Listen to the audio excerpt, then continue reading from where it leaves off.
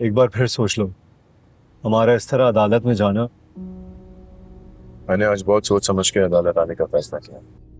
और अगर अंकल के गार्ड्स ने देख लिया तो फिर लॉस में हमें कोई नहीं पहचानेगा। हमारे दिमाग में क्या चल रहा है, मुझे बताओगे? मेरा दिल और दिमाग इस वक्त दोनों बंद है।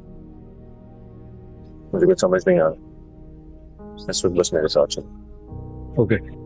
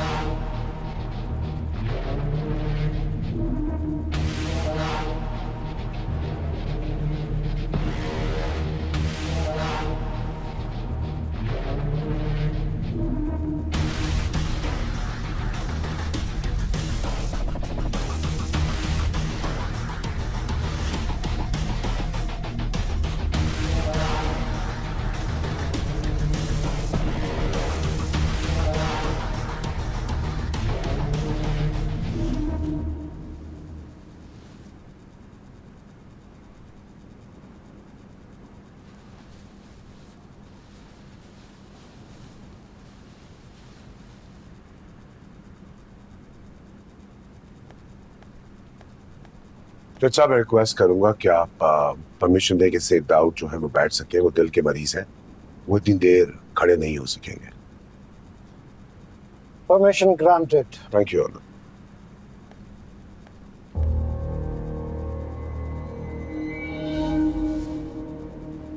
कार्रवाई शुरू की जाए।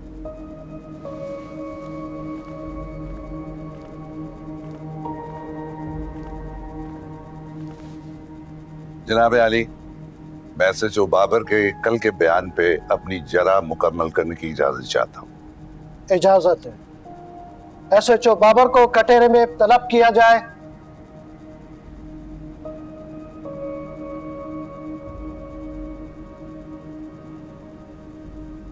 जी एसएचओ बाबर साहब, आप कब से आजम नगर थाने के इंचार्ज हैं? यही कोई 6 माह से। इससे पहले आप कहाँ तैनात थे? सुल्तानाबाद थाने में। सुल्तानाबाद थाने में आप कितना सा तैनात रहे? यही कोई 3.5-4 महीने। और सुल्तानाबाद से पहले तुम्हारी पोस्टिंग कहाँ थी? I object your honour. मेरे काबिल दोस्त इस कोर्ट का वक्त बर्बाद कर रहे हैं। हम यहाँ पर केस में बात करने के लिए जमा हुए हैं, ना कि एसएचओ साहब की पोस्टिंग पर रिसर्च करने। जनाब आली, मैं अपने सवालात के आखिर में इनकी अहमियत बयान करूंगा। Objection overruled. इस तकाजा को हिदायत की जाती है कि मुद्दे की बात करें। जो हुक्म जनाब आला। मेरे सवाल बेजा नहीं है। Excuse me.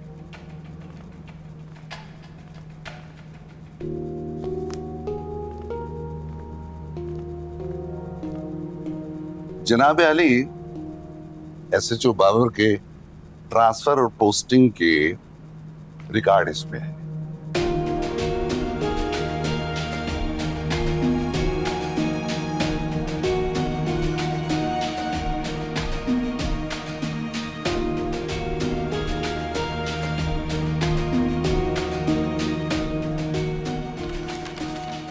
ये सारी डिटेल मैंने आपको जमा करवा दी है।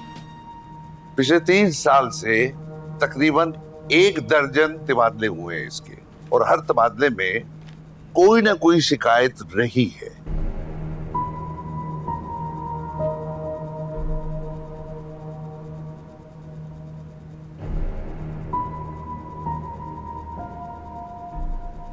ये एसएचओ बाबर का सर्विस रिकॉर्ड है। क्या आप इस सिलसिले में कुछ कहना चाहते हैं?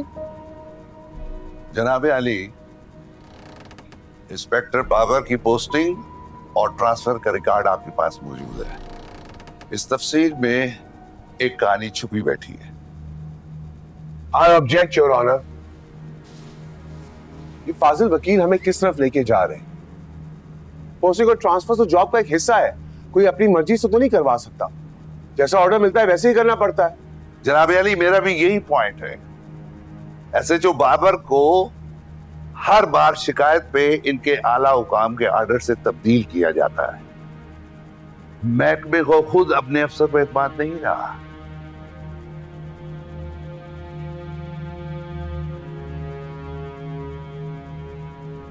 आप सीधा मुद्दे की बात करें। जनाब अली, मुद्दे की बात यह है कि एसएचओ बाबर के तमाम रिकॉर्ड से यह बात जाहिर होती है कि अवामुन्नास इसको नापसंद करते हैं, और इस वक्त भी ये 3 इंक्वायरियां भुगत रहा है जिसका ताल्लुक करप्शन से है। जनाब अली, मैं कैसे मान लूं कि ये ईमानदारी से इस केस में अपने फराइज अंजाम दे रहा है?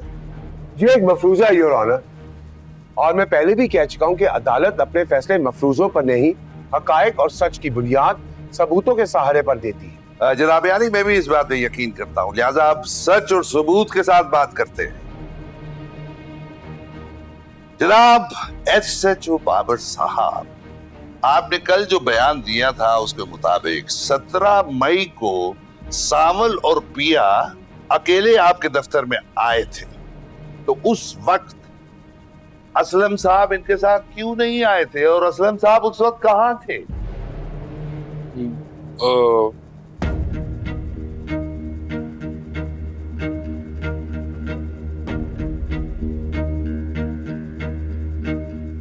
असलम जेल में था।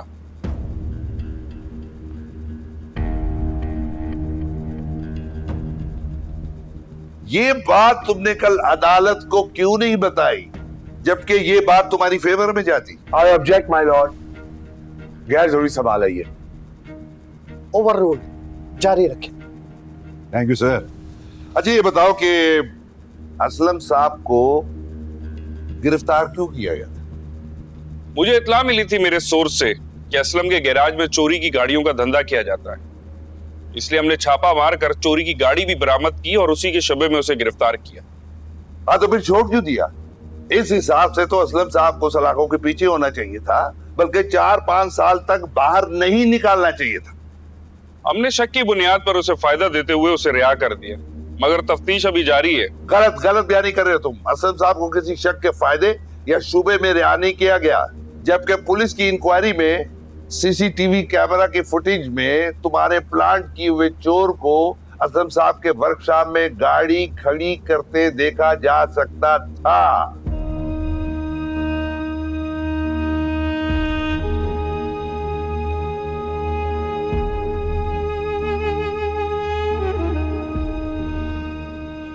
क्या ये सच नहीं है कि तुम्हारे खिलाफ एक बार फिर महकमाना कार्रवाई शुरू कर दी गई है?